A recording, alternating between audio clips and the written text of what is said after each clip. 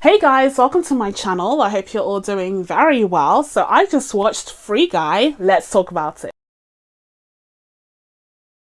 So Free Guy is a movie directed by Sean Levi that stars Ryan Reynolds and Jodie Comer. And the premise of this film is something that we have seen previously. It centers on the character of Guy, who's portrayed by Ryan Reynolds.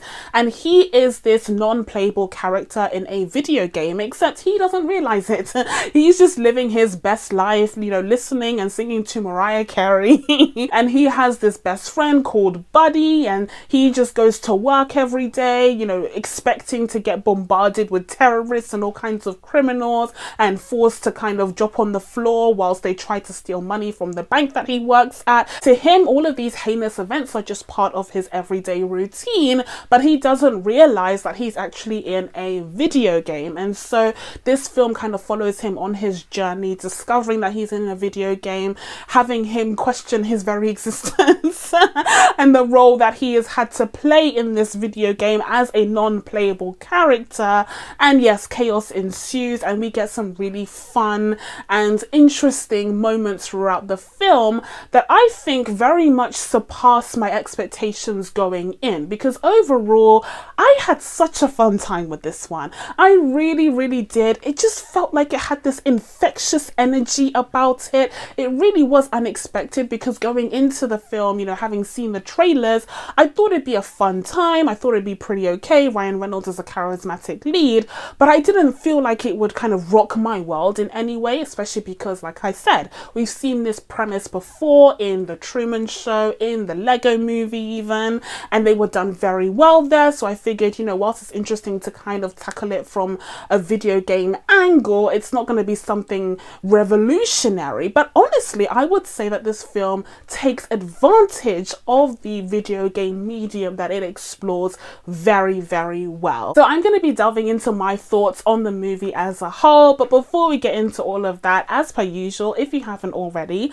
please be sure to subscribe to my channel and make sure you turn on your notifications so that you can be told when I upload next. Now, without further ado, let's get into this. So first of all, as I said, this story centers on the character of Guy, who's portrayed by Ryan Reynolds, and just like we've seen in The Truman Show and the Lego movie, the main protagonist is very much, happily naive, living in blissful ignorance about his circumstances and about the world that he's actually living in. He just feels like all of the wreckage, all of the terrorism that takes place around him in Free City is just ordinary, like it's normal. Like, of course, because this is the only existence that he's ever known, he doesn't really question it until Molotov Girl comes into his life and completely rocks his world. Now, the thing is, even though on the surface Guy appears to be an ordinary NPC or non-playable character, he is actually extraordinary because of his programming, because he was essentially programmed to be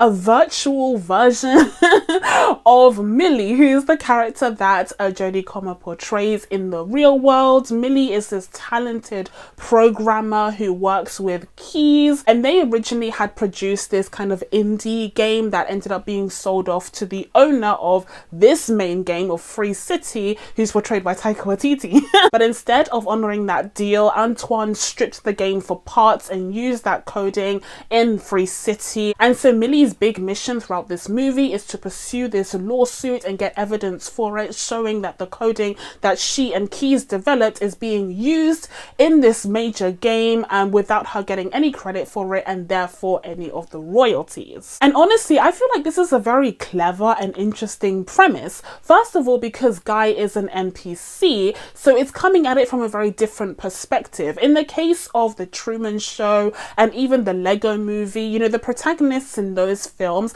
they are the main characters. They are the stars of the show, especially in the case of The Truman Show, which this film does actually pay homage to. But in this case, you have Guy, who's supposed to be a background character, and he represents the other background characters in this game. These characters are designed to just be decoration. They're not designed to have any, you know, real personality or distinctive traits about them. And so the fact that he becomes the protagonist, the hero of this story, is actually very interesting. It's a different take on a protagonist. And I also really enjoyed the fact that on his journey to being the hero and being the protagonist, he doesn't forget his friends along the way. Like, he actually brings the other NPCs into this battle and into this mission along with him. And also the premise is super clever in that Guy himself is not just a regular old NPC. He is a specific character that was programmed by Keys, who was Millie's partner, who imbued him with like these characteristics and personality traits that he really loved in Millie. So this character is essentially like an ode to Millie, and it makes sense and it works on different levels, because first of all, she falls in love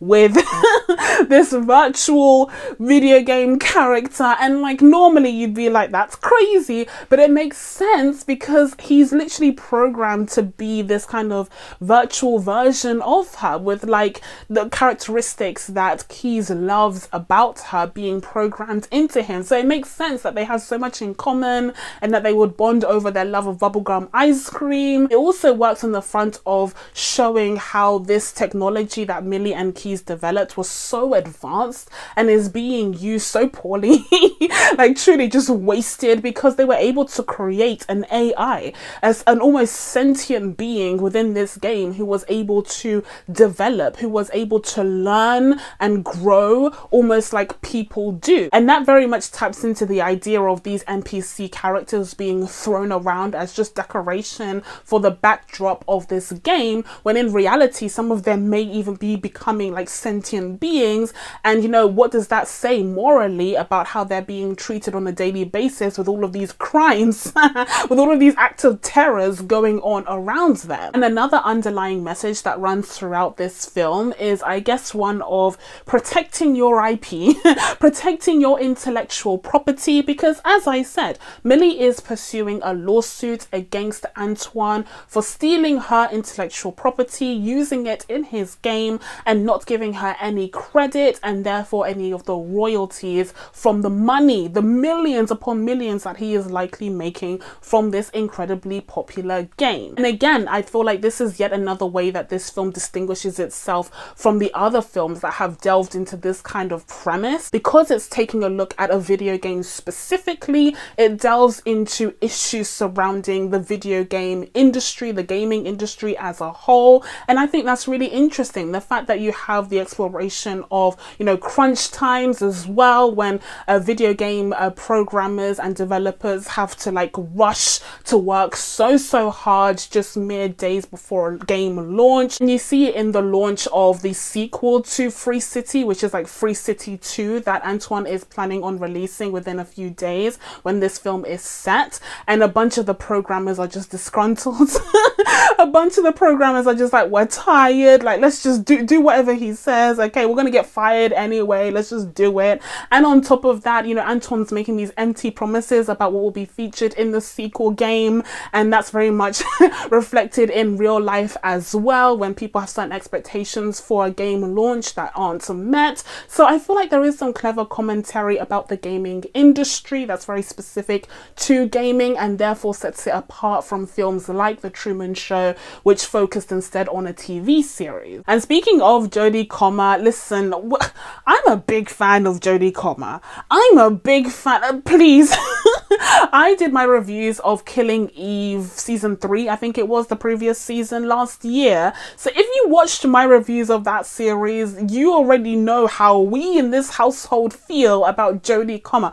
This woman is incredibly talented. This woman is incredibly, please, what? Jodie Comer is a boss, and I love the fact that she can meet Ryan Reynolds toe to toe in this film, because at the end of the day, the way that this character, Molotov Girl, I'm speaking about now because she plays two characters, the way that Molotov Girl is written, it could have been a cliche, you know, female bombshell character. They actually do have one of those in this film, but she could have been very cliche. She could have been, you know, overly sexualized and just a very two-dimensional one-dimensional character with no heart or soul to her, but Jodie Comer gives her the heart, gives her the soul, gives her the vibes, the energy, and also she has great chemistry with Ryan Reynolds, where it doesn't feel like it's just disjointed and it constantly feels like she's belittling him. Like, that's not there at all. That's a criticism that I very much had. Okay, we're going back to this. That's a criticism that I had when it came to Loki and Sylvie. In that series, it just felt like Sylvie was dragging Loki along reluctantly in this love story of theirs. But here, it makes, you see, when you see excellence, you recognize. Although ultimately they don't end up together because Ryan Reynolds is portraying a virtual character. He's not real, he's just code. But she does ultimately end up with Keys, who's portrayed by Joe Keery. And I really did like Keys. He was a cool character. I will say he was giving me strong nice guy vibes. Like, I was kind of side-eyeing him a little bit because of that. You know, the nice guy who's like I just waited, I was just nice, I made a video game character based off of her because I love her so much, woo woo. Like, that's giving me nice guy vibes that, you know, we need to tread lightly on that front. But I feel like Joe Keery steered the ship in the right direction in terms of not making him feel too creepy. And as a nice surprise, I would say that this film also puts just as much emphasis on friendships as it does romantic relationships, especially when it comes to Guy's friendship with Buddy. Now, Buddy is a very interesting character. Buddy is a black best friend. Buddy is a black best friend. We've seen a plethora of them. We've seen so many of them. He's a black cop best friend, which, you know, okay. I wasn't the biggest fan of the character of Buddy himself, the way that he's written, and honestly the way that he's portrayed. I really like that actor.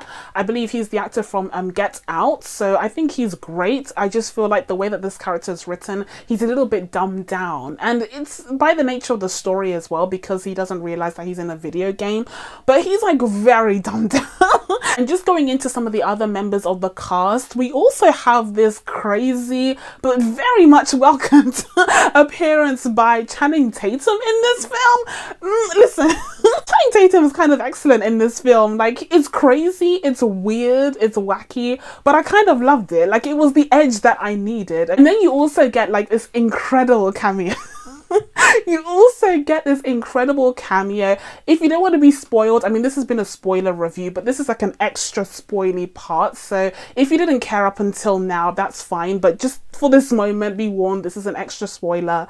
Okay, we do get the cameo from Chris Evans. Listen, the way I jumped out of my seat, I was like, oh, what? We see Captain America's shield and we're like, okay, that's cute, that's a nice little nod to some other IP that Disney has, like, that's fun, that's fresh. But then Chris Evans is watching the thing on his phone and I'm like, this is hilarious. This is the funniest thing in the entire film by far. We also get some other cameos from who I presume are huge gamers from Twitch and from YouTube. Listen, I'm not really a part of that world, so I didn't really recognize any of these guys, but they were featured quite prominently, so I feel like they are definitely big deals. Like, I recognize an important cameo when I see one, okay, even if I don't know the particular person. So, you know, good for them for featuring these Twitch stars in this movie. I don't know how this film will age in light of that. Like, I don't know if it will feel as relevant if you're watching it a few years from now, having these Twitch stars there. And it's also quite risky considering how controversial some social media stars can end up being after a scandal or two. So that was a bit of a risk on that front. But at the same time, it was ultimately a smart move, especially when you consider that each of these guys probably have millions upon millions of followers, and they could even promote the film knowing that they're in it to their millions of fans. And the last performance that I did want to touch on real quick was that of Taika Waititi, who portrays the character of Antoine. And Antoine is very much this kind of stereotypical Silicon Valley villain that we have been seeing quite a bit of lately.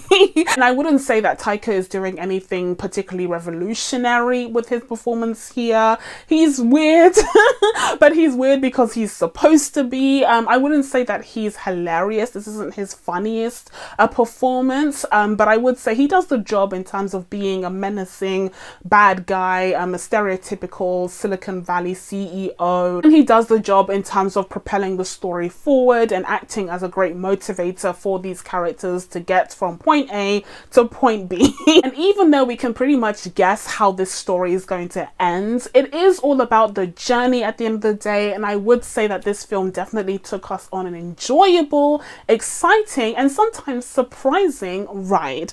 And so with all of that being said, I'm going to be giving Free Guy a 7.5 out of 10.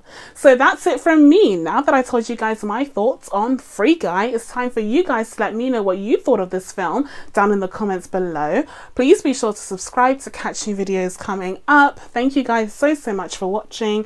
I really appreciate it, and I will see you in the next one. Bye!